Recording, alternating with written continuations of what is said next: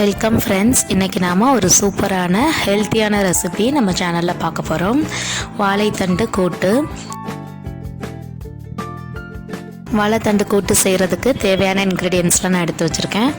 உங்களுக்கு இன்க்ரீடியன்ட்ஸ் வேணும்னா description check பண்ணிக்கோங்க.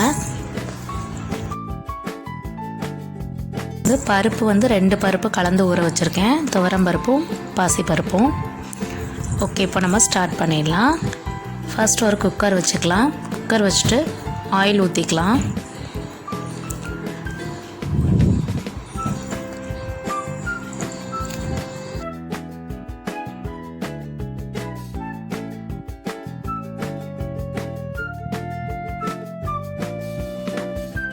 ஆயில் ஹீட் ஆனதுக்கப்புறமா கடுகு உளுந்தம் பருப்பு சேர்த்துக்கலாம்.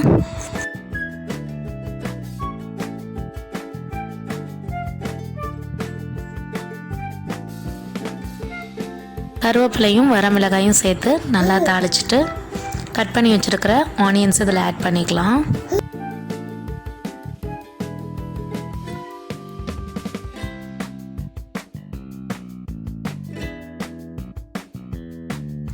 இப்போ இந்த அளவுக்கு வெங்காயம் வதங்கினதுக்கப்புறமா வாழைத்தண்டு நறுக்கி வச்சுருக்கோம்ல, அதை இதில் சேர்த்துட்டு மிக்ஸ் பண்ணிக்கலாம் நல்லா.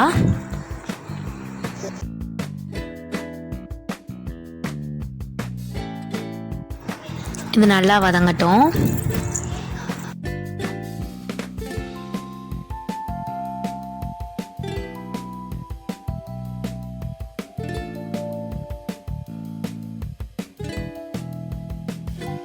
இப்போ நம்ம பாசி பருப்பும் துவரம் பருப்பும் ஊற வச்சுருந்தோம்ல, அதை இதில் ஆட் பண்ணிக்கலாம்.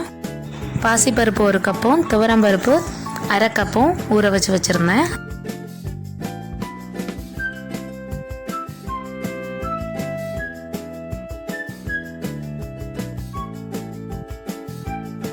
அடுத்தது அதில் மஞ்சள் தூள் ஆட் பண்ணிக்கலாம். அது கூடவே தேவையான உப்பையும் சேர்த்துக்கலாம்.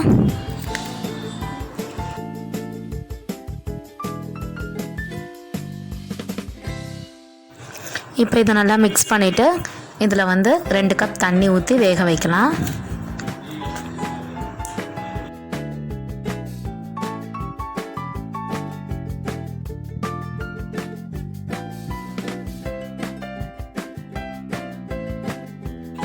தண்ணி சேர்த்துட்டு குக்கர் க்ளோஸ் பண்ணி 3 விசில் வேக விடலாம். 3 விசிலுக்கு அப்புறம் இது நல்லா குக் ஆகிடுச்சு.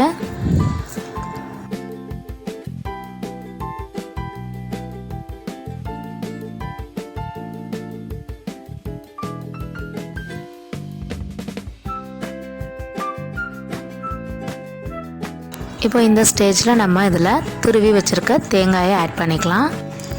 1/2 கப் தேங்காய் துருவி வச்சுருந்தேன், அதை இப்போ இதில் சேர்த்துட்டேன்.